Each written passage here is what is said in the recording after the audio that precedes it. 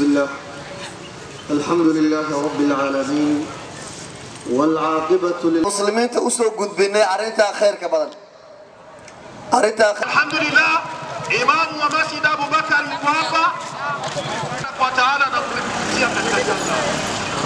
ني قوبتان يقرون كان لغو مانتا قدني مساجد مارك كرو عيد الله عندك قدني سنة أي ديار وتنقال إسلام Joto la kisiasa linaanza kuwa nyingi na uhasama unaanza kuzidi. Tumeona vituko vinavyofanyika ambavyo vilikuwa havifai kufanyika katika hii demokrasia tuliyofikia.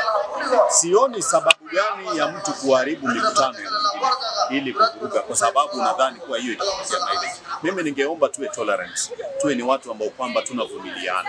Inaweza kuwa tufanye iwe ni sober competition. Watu ambao wanashindania viti fulani siku pia bado.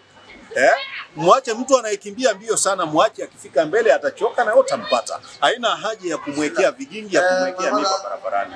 Mimi ningependa tu kuomba mirengo yote ya kisiasa tuwe ni watu ambao tunavumiliana, kwa sababu nchi hii ndio nchi yetu, hatuna nchi nyingine. Hapa ndipo tutakapobaki. Tukipachafua sisi ndio tutachafuka. Kuhusu masuala ya siasa, mimi ningeomba Wakenya kwamba watulize joto kidogo, kwa sababu bado muda. Wawache uongozi ambaye huko uweze kuendeleza shughuli ile haja ambayo waliahidi wananchi. Mpaka wakifika wakati ambayo ni ya siasa, basi watu warudi katika kupiga siasa. Lakini kwa sasa ni vizuri Wakenya warudishe joto chini, ama wale wanasiasa ambao katika harakati ya kutafuta mambo ya siasa wangekuwa ni watulivu kwanza, ili maendeleo ambayo serikali ambayo imeahidi wananchi wapate nafasi yake ya kufanya.